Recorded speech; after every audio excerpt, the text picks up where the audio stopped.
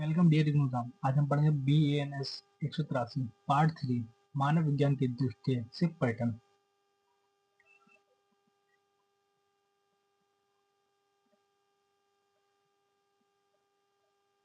मानव विज्ञान में पर्यटन के अध्ययन का इतिहास।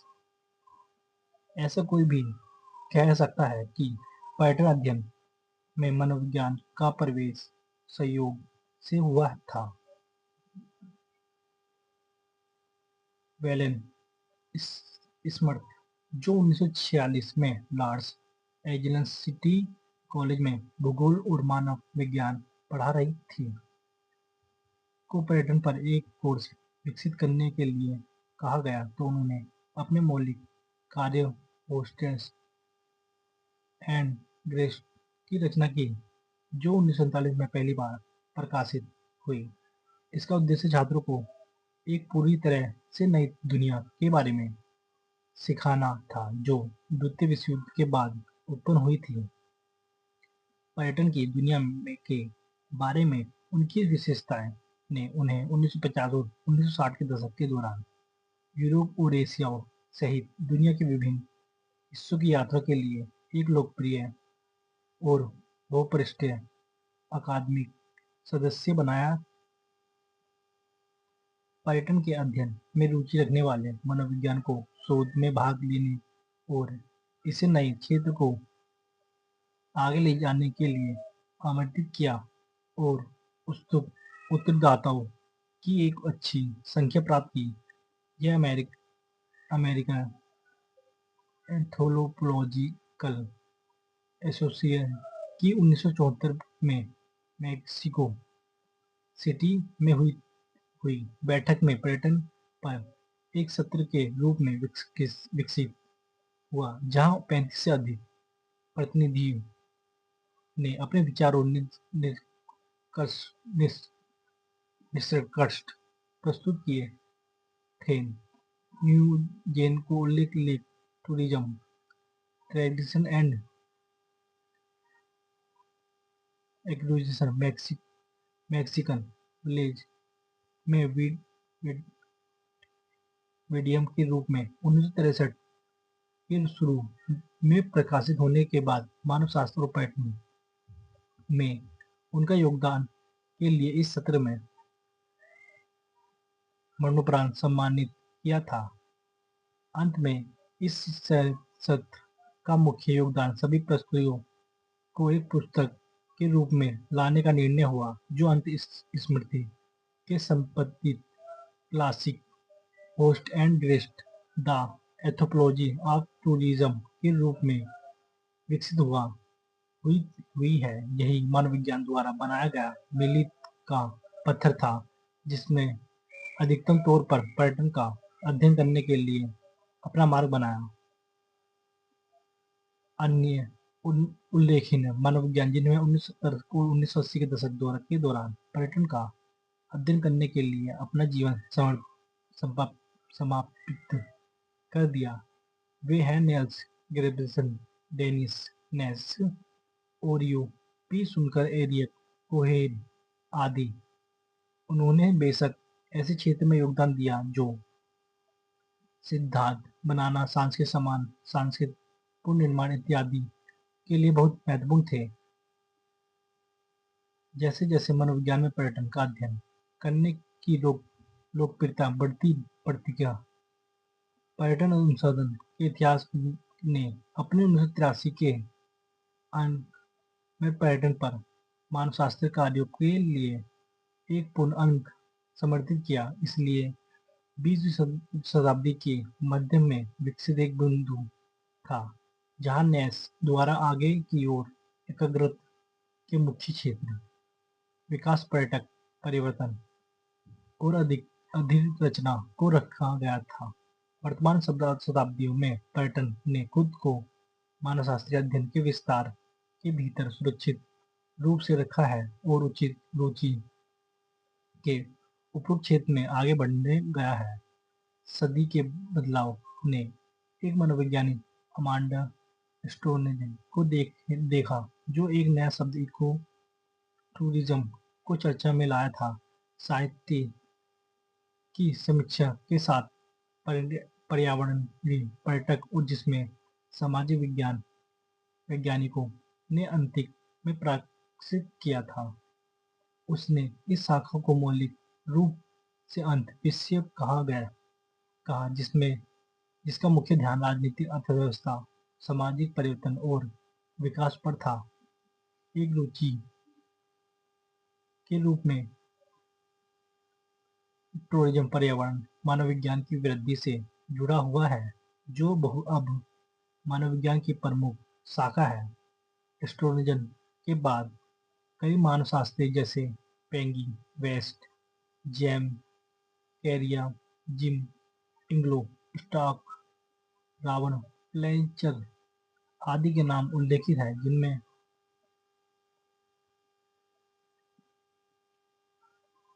पर्यटन और मानव जाति वर्णन। पर्यटन की जांच करते समय कठिनाइयों का सामना करना पड़ता है। ऐसा इसलिए है क्योंकि पर्यटन स्थल पर्यटक, मेहमान और मूल निवासी मेजबान सभी की स्थिति दिलचस्प लेकिन जटिल है, जिसमें पर्यटक अन्वेषण और जटिल हो जाते हैं। मानव जाति वर्णन मानव विज्ञान जांच का एक आंतरिक हिस्सा है। यह एक कार्यप्रणाली है जिसमें खुद को पहले एक विधि के रूप में और फिर एक उत्पादन के रूप में स्थापित करने की विश्वसनीय है। इसमें समय की लंबी अवधि के लिए लोगों के साथ पर्यटन जुड़ाव और अधिमानता संस्कृतियों के बारे में प्रारंभिक जानकारी इकट्ठा करने के लिए स्थानीय भाषा का उपयोग शामिल है। पर्यटन अध्ययन के मामले में उपयोग की जाने वाली है पद्धति उन पहलुओं को उठाती है जिन पर ध्यान देने की आवश्यकता है। कार्य क्षेत्र पर्यटन स्थल आइए हम पहले स्थान पर विचार करें। पर्यटक स्थान में से अधिकांश ऐतिहासिक रूप से महत्वपूर्ण रहे हैं। उन लोगों उन स्थानों के बारे में अपने मन की आंख अद्वितीय आदर्श छवि को पूर्ण बनाने के लिए आते हैं। इस तरह के एक स्थान की छवि पर्यटक को विभिन्न जगहों को देखने का अवसर देती है, क्योंकि यह उनकी कल्पना में पढ़ा गया है और यह उनके द्वारा पढ़े गए विवरणों से है। चित्र उन्होंने कहीं और से देखे हैं। इससे उनमें एक विदेशी छाप पैदा होती है। जब वे वास्तव में देखते हैं तो वे इस ही चाहेंगे वैसा ही चाहेंगे जैसे उनको कल्पना की थी। यह उस विशेष स्थान का अंतिम है जिसमें वे अपने वर्तमान के बजाय देखना चाहेंगे। इस तरह के स्थान को बढ़ावा देने के लिए व्यवसायिक रूप से जिम्मेदार लोग ऐसे आदर्श को जीवित रखने के लिए जिम्मेदार है, क्योंकि वे भी पर्यटकों को एक अवसर देते हैं कि इस मौके पर कल्पना, ऐश्वर्य और भावुकता उनके स्वयं तो स्वाभाविक में है। पर्यटक मेहमान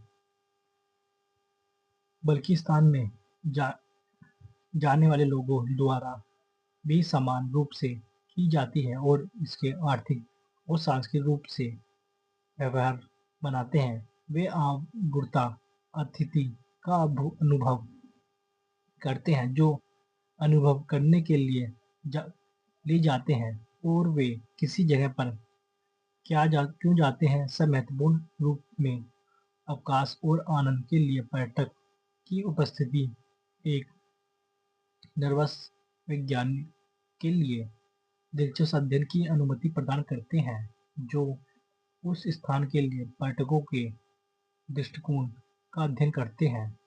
पर्यटकों को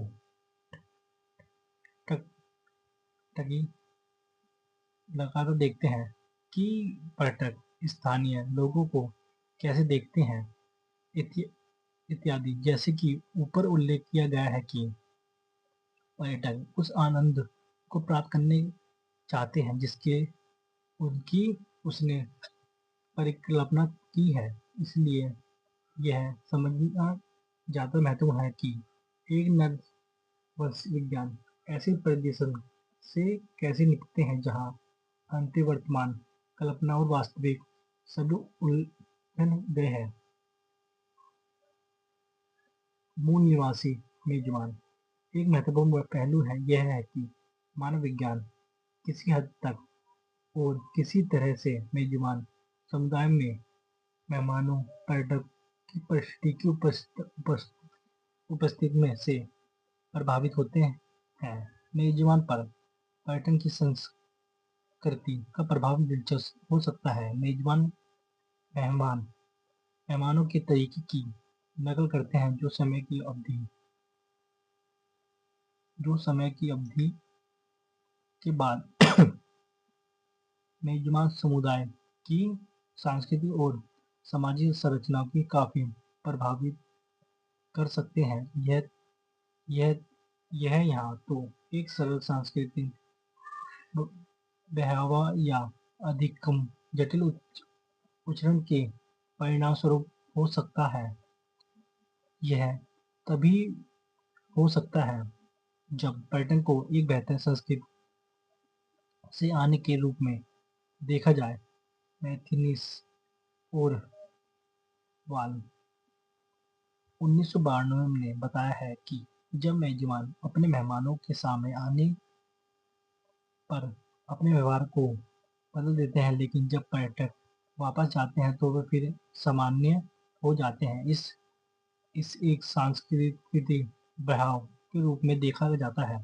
यह अधिक प्रारूप है। हालांकि यदि व्यवहार में परिवर्तन एक अधिक स्थानीय घटना बन जाता है, जहाँ सांस्कृतिक परिवर्तन जो पर्यटकों के संपर्क में आने के कारण होते हैं और एक पीढ़ी से दूसरी पीढ़ी के लिए सौंपे दी जाते हैं, तो यह उच्चारण का एक हिस्सा हो सकता है। इसके अनुवांशिक व्यवहार के रूप में देखा जा सकता है। उदाहरण के लिए भारत के हिल स्टेशन जो कि अंग्रेजों के पसंदीदा पर्यटक स्थान है, ब्रिटिश संस्कृति का बहुत हिस्सा था जो आज भी कायम है। नेस ने इस बात की चर्चा की है कि जब वे मेजबान समुदाय पर्यटन स्थान बनाने जाते हैं तो अनुकूल करते हैं। 1996 में 121 होटल,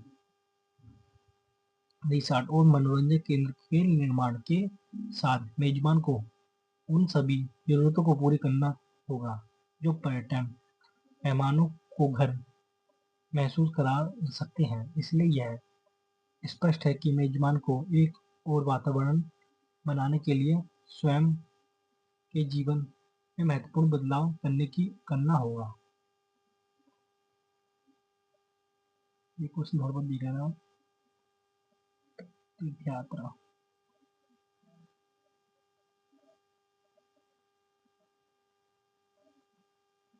एक बार देख लेते हैं।